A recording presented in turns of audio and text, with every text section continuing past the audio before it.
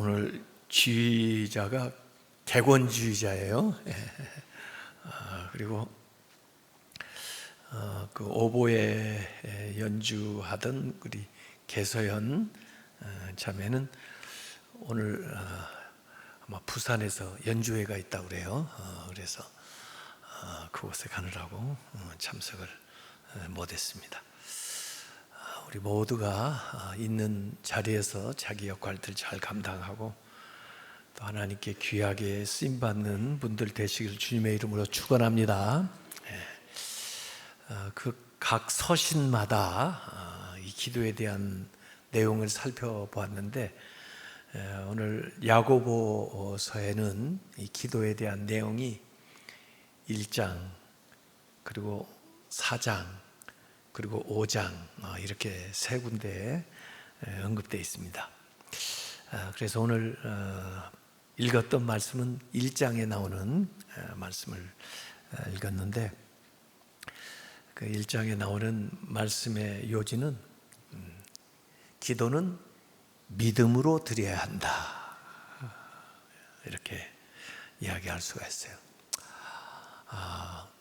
뭐 믿음 없이 기도하겠어요? 그러지만은 우리가 진심으로 오직 믿음으로 기도해야 그 집중력이 나타난다는 이야기입니다. 이 야고보서는 신약에 있는 지혜서라고 그랬습니다. 구약의 대표적인 지혜서는 잠언 그리고 전도서 그리고 뭐 시편 안에도 지혜의 시편들이 많이 나와 있어요. 근데 신약에는 이 야고보서가 지혜를 모아놓은 그런 책이라고 볼 수가 있습니다. 요새 제가 그 경건주의자들 책을 많이 읽고 있어요. 이제 돌아오는 주일에는 프랑케 이야기를 하려고 하는데 그 프랑케가 쓴 책을 읽어보니까 지혜에 대해서 그렇게 두 가지로 얘기했더라고요. 보니까 하늘에서부터 오는 지혜, 땅에서부터 나는 지혜. 세상에서 뭐 지혜롭다는 사람들 또 공부나 경험을 많이 해서 그걸 응용해 가지고 지혜로운 사람들 있는데 그건 땅에서부터 오는 지혜. 근데 우리는 하늘에서부터 오는 지혜를 받으시기 바랍니다. 그 하늘에서부터 오는 지혜를 저는 이번 9월 달 그 주제하고 연관시키면 영감이라고 얘기할 수 있어요. 영감. 하나님이 위로부터 이렇게 부으시는 지혜. 그게 이제 영감. 그래서 지난 월요일에 우리가 월삭하면서 영감에 대한 이야기를 했는데요. 저는 질문형 기도를 많이 하는 편이거든요. 하나님 뜻을 알고 싶어서 물어봐요. 또 어떤 걸 어떻게 해야 되는지 몰라서 물어봐요. 또 뭘 주제를 정해놓고 어떻게 그걸 풀어내야 되나 하는 것을 이렇게 물어보는 기도를 많이 하거든요. 질문하는 거죠. 질문하는 기도는 반드시 답변이 오기에 돼 있어요. 그래서 일방적으로만 기도를 하지 않고 기도하고 나서 이제 대답을 기다리는 거죠. 언제 대답하시려나 그러고 생각하면서 돌아다니는 거예요. 그러다 보면 생각이 와요. 질문을 했기 때문에 그 질문에 대한 답이라는 걸 제가 알아요. 그래서 메모를 해놓는 겁니다. 그게 영감입니다. 그렇게 해서 영감을 받는 거예요. 제 미국에서 같이 지도 교수님 밑에서 박사, 석사 공부한 미국 친구들이 있어요. 석사, 박사 하워드 헤로드 교수님 밑에서 같이 친구들 공부했는데 그 아이들이 이제 저를 많이 도와줬어요. 왜냐하면 영어를 제가 잘 못하잖아요. 미국 사람들에 비해서. 그러니까 그 아이들이 노트도 빌려주고 또 제가 뭐 질문하면 가르쳐주기도 하고 또 제가 쓴 글 교정도 봐주고 그렇게 친하게 잘 지냈어요. 그런데 결국은 제가 제일 빨리 박사학위를 받았어요. 그 친구들보다. 그러니까 그 친구들이 저한테 질문하는 거예요.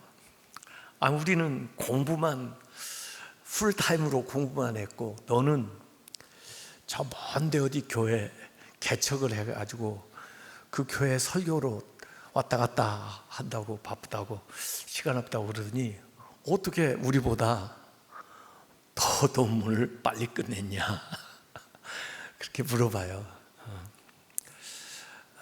그래서 제가 답변한 건 아주 간단합니다. 나는 위에서부터 가르쳐줘가지고 가르쳐준 대로 쓴 거다. 저희 시도 교수도 가끔 제가 써가지고 가면 너 이거 어디서 났어? 이런 기발한 생각을 어떻게 해냈어? 누구 책을 본 거야? 어떤 학자 것을 참고한 거야? 그리고 물어봐요. 그래서 난 아니요, 나는 위에서 가르쳐 준 걸 제가 적어온 겁니다. 그랬더니 교수님이 깜짝 놀라는 거죠. 그래서 저는 담대하게 그렇게 얘기합니다. 내가 박사학위 논문 쓴 것은 다 영감받아서 쓴 거다. 그래요. 그래서 오래 앉아서 공부한다고 그런 게 나오는 게 아니에요. 놀면서라도 오히려 그 공부하던 것에서 조금 다른 생각을, 다른 일을 좀 하면서 여유를 가지면서 그 여백에, 그 여유에 이렇게 위로부터 오는 생각들이 기발한 게 있어요. 그래서 더 잘할 수 있게 하고 또 노력만 해서 안 되는 것을 가능하게 해주고 그런 겁니다. 그게 하나님이 위로부터 주시는 지혜인데 여기 기도해서 구해라고 이 얘기를 하고 있어요. 그래서 지혜가 부족하다면은 나는 뭐 이렇게 아는 게 없어, 나는 머리가 나빠, 나는 왜 이렇게 공부를 못하지, 그러지 말고 부족한 것이 느끼는 만큼 기도하라는 거예요. 하나님 앞에 지혜를 구해라. 그래가지고 수지 맞은 사람이 누구예요? 솔로몬이에요. 솔로몬. 솔로몬이 세상에 가장 지혜롭다고 그랬잖아요. 그 사람은 하나님 앞에 그 1000번제를 드리고 뭘 줄까 그럴 때 다른 뭐 구할 게 얼마나 많겠어요. 그런데 딱 하나를 구했거든요. 하나만 구하라는 것도 아니에요. 근데 그 사람은 하나를 구해가지고 온갖 걸 다 얻어냈어요. 근데 그걸 구할 때 그렇게 얘기합니다. 저는요 어린아이라 출입을 알지 못합니다. 어디가 앞문인지 어디가 뒷문인지 이것도 모르는데 어떻게 이 위대한 백성들 또 대단한 우리 아버지 다윗 왕을 이어서 저 같은 사람이 이 나라를 이끌어 갈 수 있겠단 말입니까? 이건 말도 안 됩니다. 저한테 지혜를 좀 주십시오. 그 기도 자체가 하나님한테 마음이 탁 드는 거예요. 그래서 하나님이 그냥 앞뒤 생각하지 않으시고 저는 흥분했다고 생각하는 거예요. 하나님은 가끔가다 흥분하기도 하시는구나. 우리한테 줄 지혜도 생각을 안 하시고 이전에 없는 지혜를 주마 해도 될 것을 이전에도 없고 앞으로도 없을 지혜를 내가 너한테 주마 이렇게 그렇게 하신 거 보면은 야, 하나님 과용하시는데 이 솔로몬의 기도가 얼마나 마음에 들었으면 하나님이 그렇게 하셨겠나 그런 생각이 들어요. 그래서 여기 오늘 야고보서에는 지혜가 부족하거든 하나님한테 구해라. 그런데 하나님은 후히 주시고 꾸짖지 아니하시는 하나님. 자주 구해도 하나님은 짜증을 안 내세요. 너는 왜 항상 자꾸 나한테 달라고 그러냐? 무슨 일만 있으면 왜 나를 부르냐? 귀찮다 이러지는 않는단 말이에요. 꾸짖지 아니하시고 후히 준다. 너그럽게 구한 것보다 더 주는 거예요.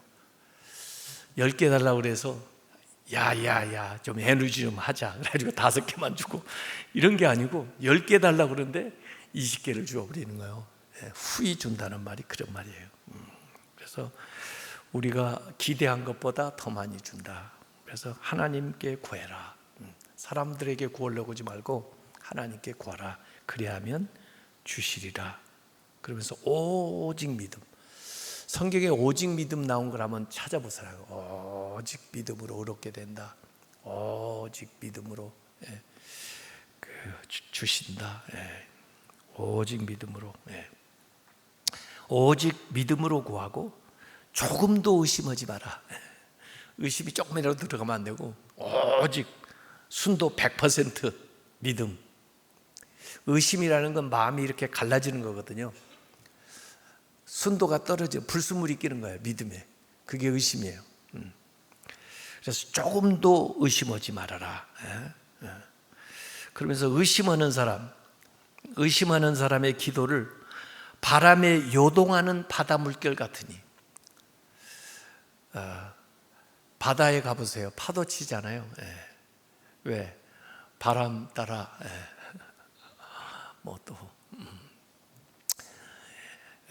이 지구 또 달, 해 이런 인력에 따라서 이제 움직이는 건데 이게 불안정한 거죠. 이렇게 흔들리는 거. 의심하는 사람은 불안정하다. 그래서 기도의 닷을 딱 내려서 아무리 바람이 불어도 흔들리지 않아야 돼요. 이렇게. 그게 오직 믿음이에요. 그래서 의심하는 사람은 얻을 생각하지 마라 이렇게 얘기해요. 두 마음을 품어서 정함이 없다. 두 마음을 품는다. 두 주인을 섬긴다. 이렇게 같은 말이에요. 한쪽에는 하나님, 또 한쪽에는 세상, 한쪽에는 믿음, 또 하나는 의심, 이런 식으로 가면 두 마음이 되는 거죠. 이 베드로가 예수님만 딱 바라봤을 때는 물 위로 걸어가잖아요. 풍랑이는 바다 위로. 근데 예수님에게서 눈을 딱 떼니까 파도를 받아보니까 빠지잖아요. 그런 겁니다. 그래서 전심으로 주님만 바라봐라. 전심, 예수님만 바라봐라. 이런 거죠. 그게 오직 믿음입니다. 하나님한테는 전심이 통하고요. 사람하고는 진심이 통합니다. 사람한테는 진심으로, 하나님한테는 전심으로. 사람한테는 진심으로, 하나님께는 전심으로. 전심으로. 일편단심, 한 마음. 그래서 이 1장에 나오는 기도의 교훈은 기도는 믿음으로 드려야 된다. 오직 믿음. 이게 1장의 내용입니다. 4장에 기도에 대한 교훈이 또 나온다고 그랬죠. 안 읽었으니까 4장 2절 3절 한번 보겠습니다. 2절 3절 한번 같이 읽어보겠습니다. 너희는 욕심을 내어도 얻지 못하며 살인하며 시기하여도 능히 취하지 못함으로 다투고 싸우는도다. 너희가 얻지 못함은 구하지 아니하기 때문이요 구하여도 받지 못함은 정욕으로 쓰러고 잘못 구하기 때문이다. 그래서 1장의 교훈은 기도는 믿음으로 드려야 된다. 오직 믿음. 이제 두 번째, 여기 4장에 나오는 것은 기도는 바른 동기에서 드려야 된다. 올바른 동기. 하나님은 우리의 마음의 의도를 딱 보고 계세요.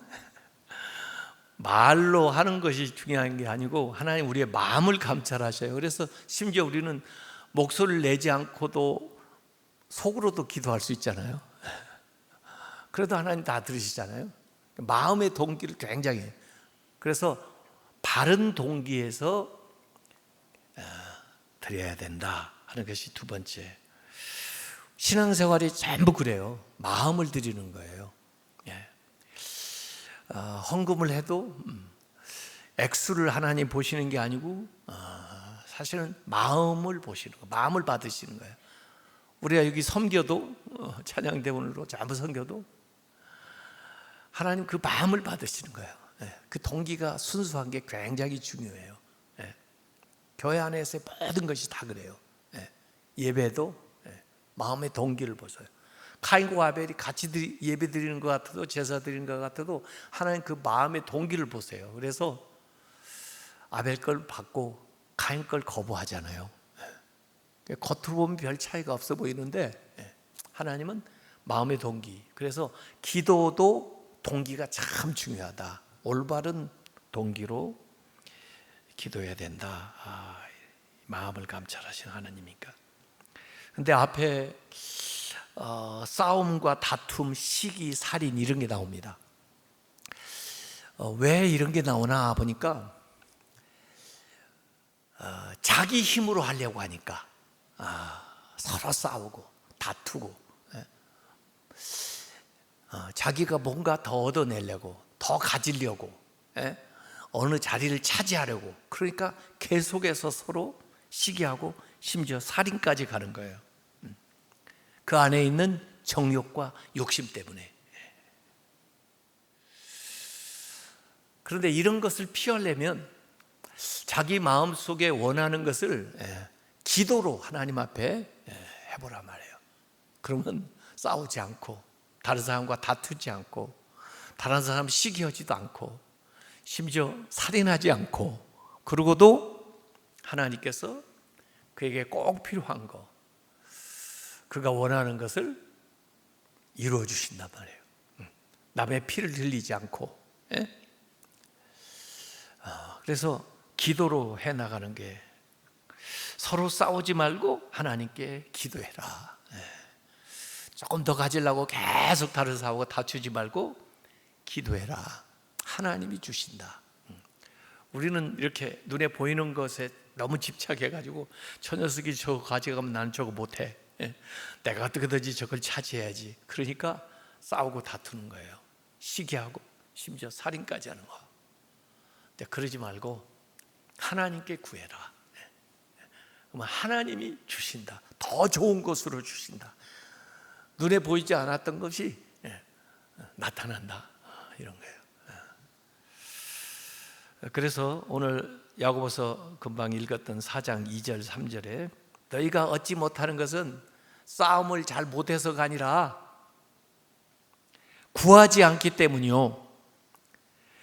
구했는데요, 구하여도 받지 못하는 것은 정욕으로 쓰려고 잘못 구하기 때문이다. 그래서 두 가지 얘기하고 있어요. 구하지 않으니까 못 받는 거고, 구했는데 안 주시더라고요. 네가 잘못 구해서 그랬지. 이 두 가지로 얘기하는 거예요.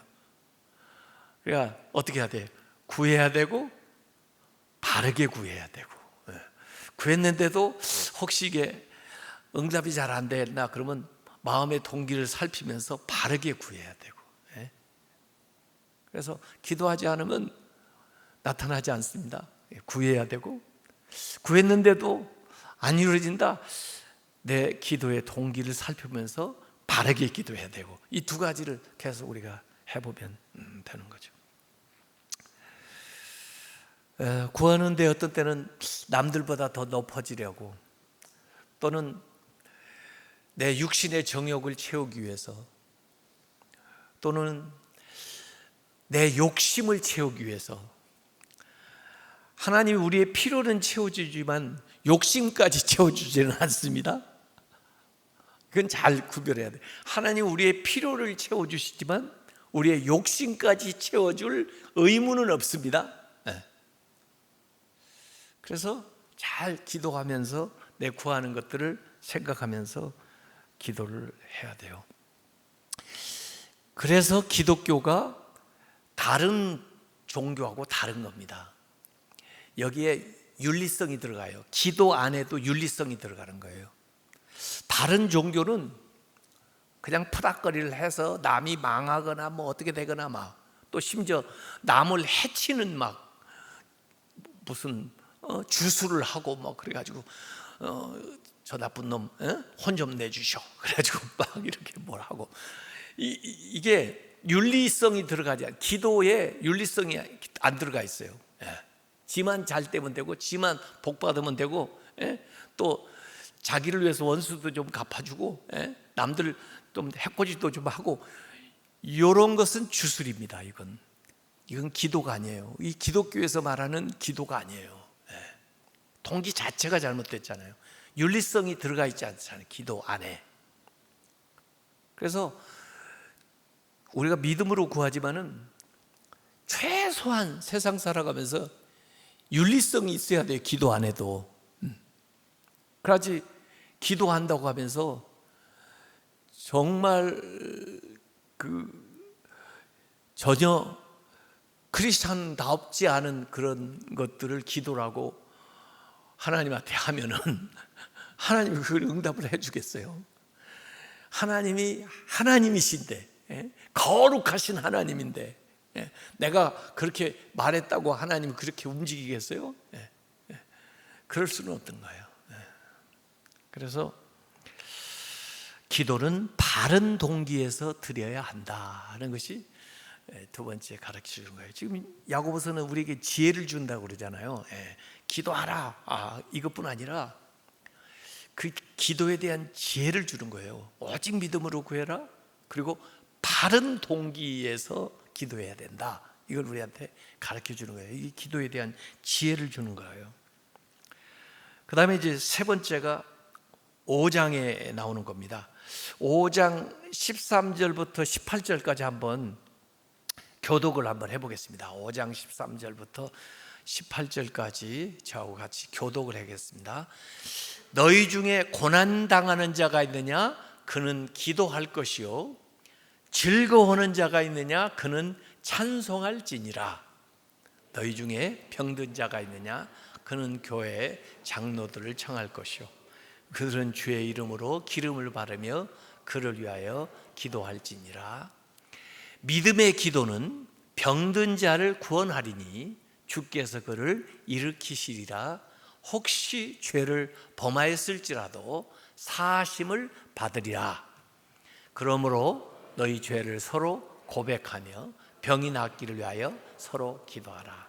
의인의 간구는 역사하는 힘이 크니라. 엘리야는 우리와 성정이 같은 사람이로되 그가 비가 오지 않기를 간절히 기도한즉 3년 6개월 동안 땅에 비가 오지 아니하고 다시 기도하니 하늘이 비를 주고 땅이 열매를 맺었느니라. 아멘. 그래서 세 번째 이 기도에 대한 야고보서의 교훈은요, 저는 이렇게 얘기를 하고 싶어요. 기도는 고난을 이길 힘을 주고 고난이 축복이 되게 한다. 기도는 이제 우리가 고난을 받을 때 그 고난을 이길 수 있는 힘을 주고, 기도는 우리가 받는 그 고난을 축복이 되게 한다. 그게 지금 읽었던 말씀을 요약해서 얘기한다면 그렇게 되겠어요. 그래서 기도에 대한 매뉴얼을 얘기하는 건데 참 재미있게 표현을 해놨어요. 너희 중에 고난을 당하는 자가 있느냐? 기도할 것이요, 즐거워하는 자가 있느냐? 그는 찬송할지니라. 우리가 살면서 아마 둘 중에 하나일 겁니다. 고통당하는 사람이 있습니까? 괴로움 당하는 사람이 있습니까? 힘든 사람이, 그 고난 당하는 사람이에요.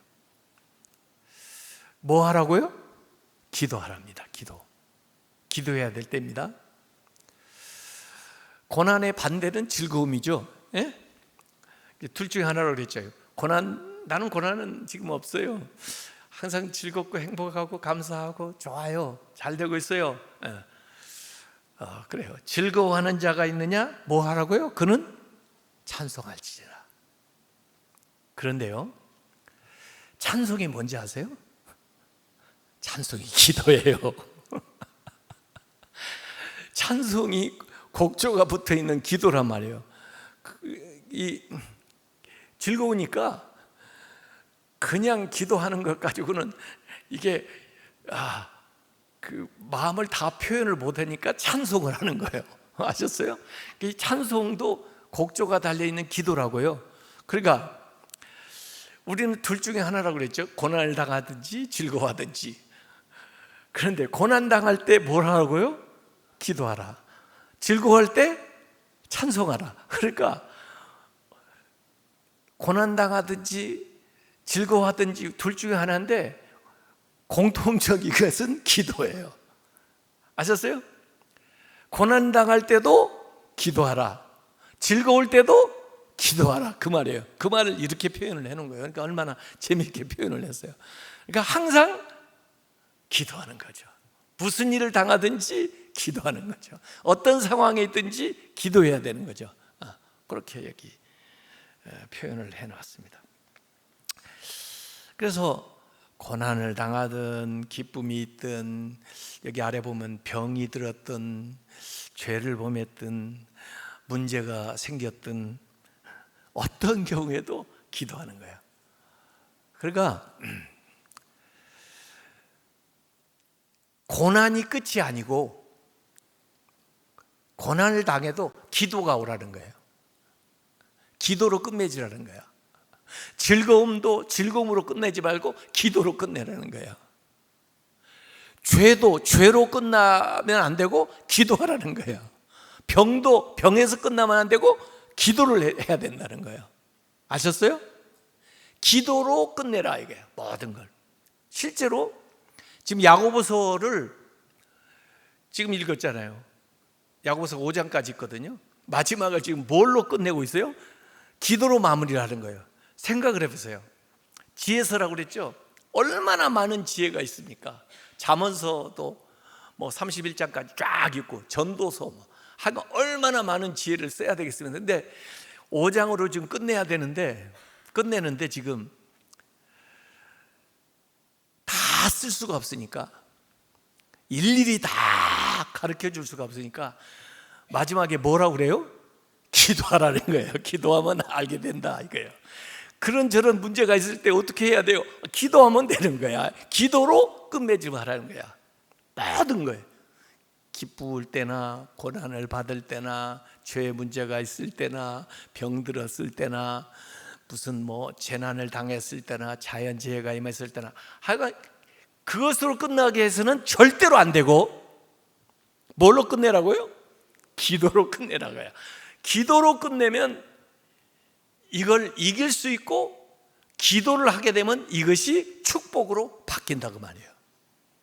그래서 마지막에는 뭐 와야 돼요? 기도가 와야 돼요. 기도가.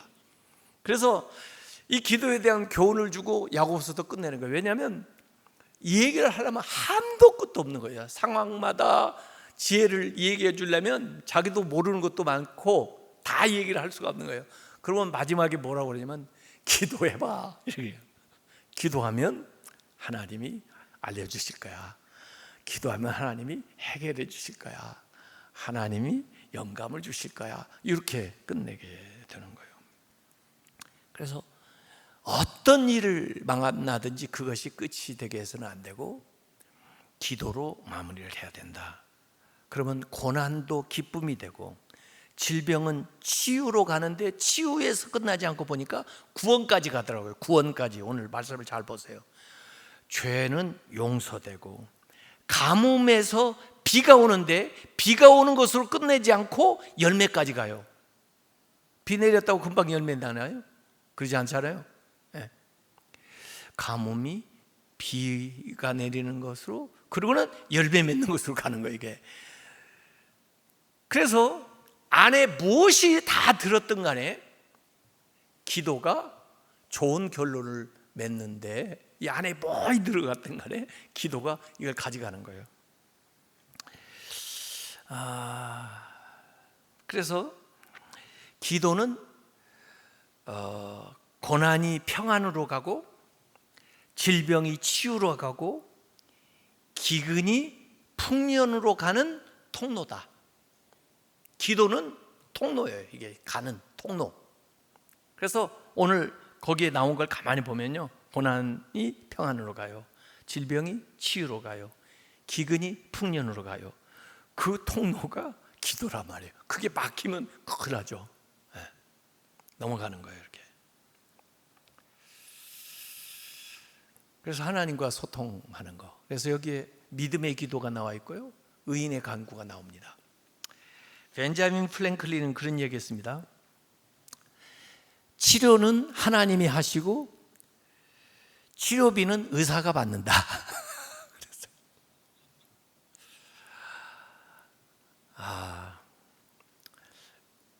어제 조금 바빴어요. 어제 아침 새벽에는 천국 환송 예배가 있었어요, 부천에서.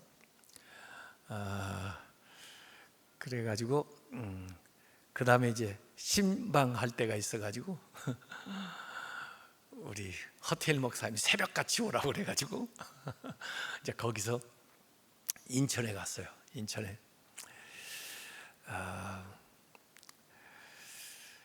인천에 가서 이제 병원에 입원하신 이제 우리 원로 장로님, 이방신 장로님 신방했는데, 오늘 퇴원한다고 하셨는데 퇴원하셨나요? 네, 퇴원하기 전에 거기 가서 이제 성만찬식도 하시고 그렇게 신방을 했어요. 그리고는 일산에 갔어요. 일산에 우리 고은혜 권사님이 그동안에 병원에 계시다가 참 요새 자녀들이 집에서 어머니나 아버지 이렇게 연로하신데 모신다는 게 참 힘들잖아요. 그런데 그 아들 내가 집으로 모셨어요. 한 두어 주 된 거예요. 작년에 3월에도 제가 병원에 신방을 한 적이 있었는데, 병원에는 신방하기가 참 어려워요. 근데 이제 가정으로 오셨기 때문에 가정에 가서 이제 신방을 하는데 훨씬 좋아 보여요. 그리고 아멘 아멘 하세요. 다 알아들으세요. 이렇게 보고 알아봐요. 근데 집에 가서 보니까 환경을 잘 해놨더라고요. 우리 이현성 한수 집사님 또 그 부인이 잘 그렇게 모시더라고요. 우리 고은혜 권사님이 평소에 이사야서 61장 10절 본인이 이렇게 써놓으신 걸 족자에다 해놓고 침대에 누워 계시니까 위에 천정 이쪽 이제 그 형광등 그 아래다가 이렇게 딱 붙여놨더라고요. 그러니까 누워서 보면 그게 뭐예요? 그리스도의 신부. 참 좋은 말씀인데 그 고은혜 권사님 평소에 이렇게 써놓으셨나 봐요. 그걸 카페에 가지고 딱 이렇게 해놨어요. 거기서도 성찬식하고 그랬습니다. 제가 이 한국의 참 병원에 좀 유감스러운 것은요, 제가 미국에서 목회도 했잖아요. 미국에는요, 어떤 병원이든지 목사님이 와서 기도하는 건 환영합니다. 왜냐하면 그분들은 자기들이 열심히 물론 치료를 하지만 뭔가 이 환자한테 약을 쓰고 수술하는 것만 효과가 있다고 생각하지 않고 정서적으로도 안정이 돼야 되고, 또 각 사람마다 특성이 다 달라서, 이야기가 다 달라서 그 환자별로 같은 약이라도 효과가 다르기 때문에 그 환자가 뭐 평소에 신앙생활을 하고 있으면 또 신앙생활 하는 그런 환경, 이런 것들이 굉장히 치료에 도움이 된다고 생각해요. 그래서 목사님은 언제든지 아무리 중환자실이라도 제가 클러지입니다 하고 가면은 오케이. 의사가 언제든지 환자를 만날 수 있는 것처럼 목사님은 언제든지 어느 순간에든지 오면 오케이. 아유, 들어오세요. 그래서 기도하시라 그래요. 왜냐하면 기도가 치료에 도움이 된다고 기본적으로 다 믿고 있어요. 인정하고 있어요.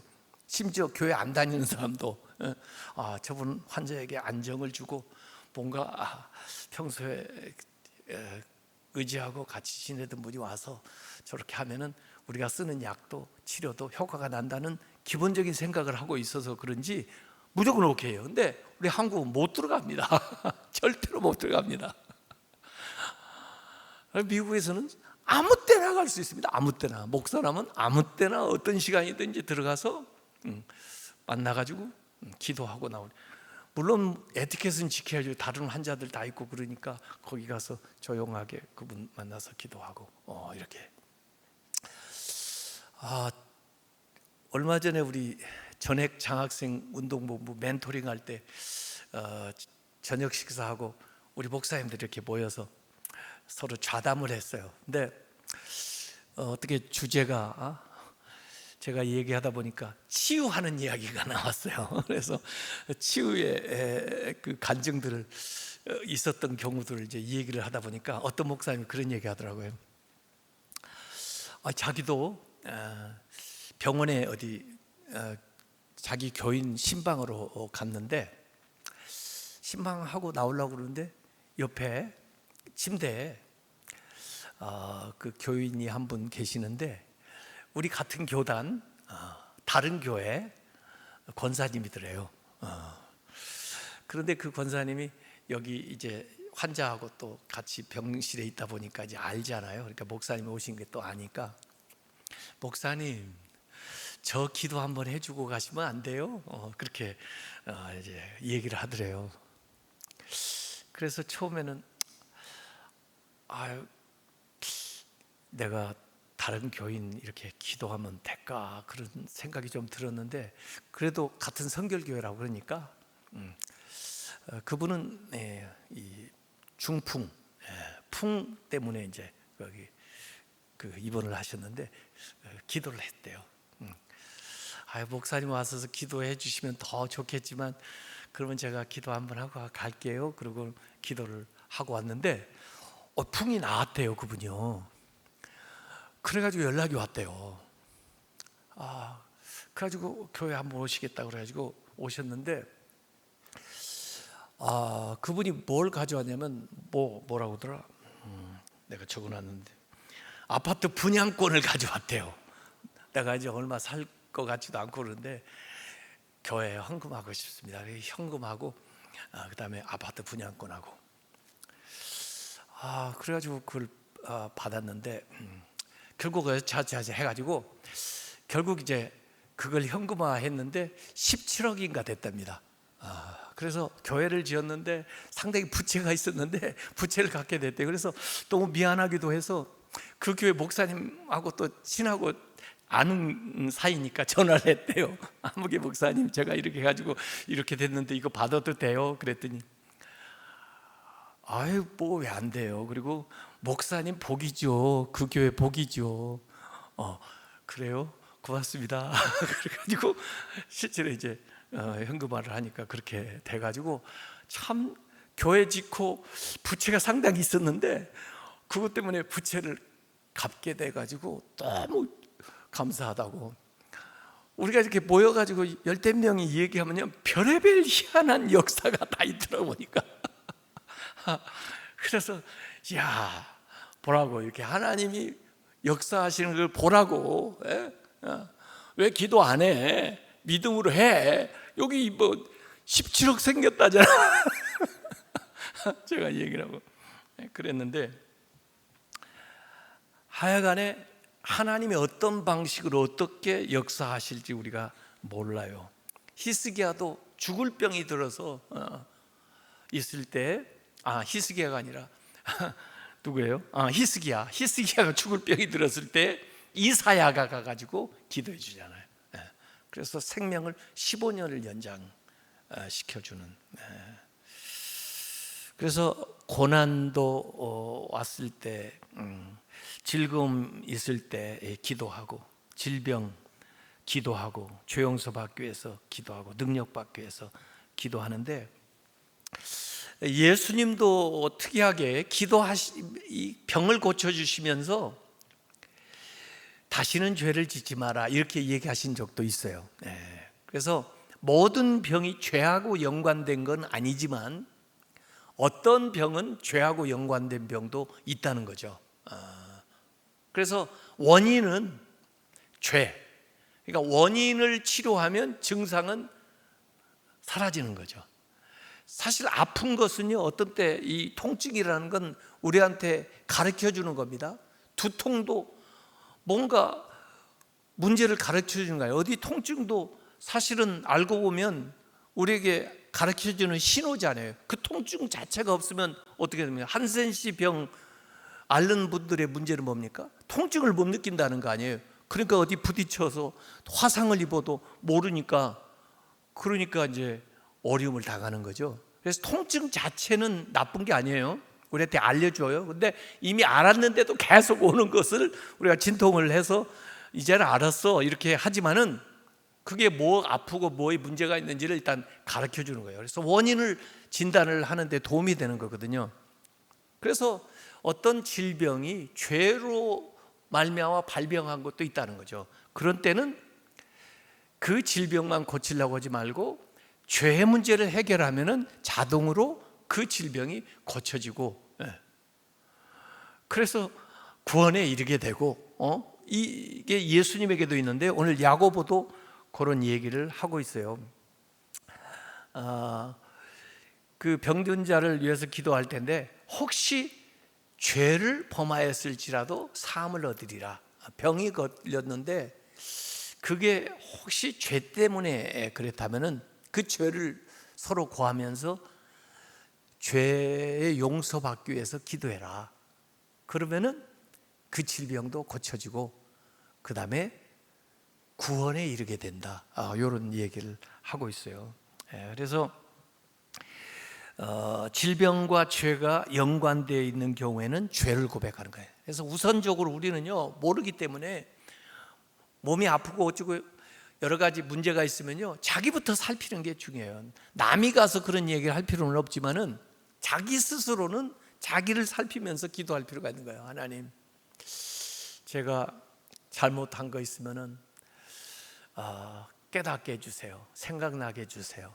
그리고 그거부터 정리하는 거예요.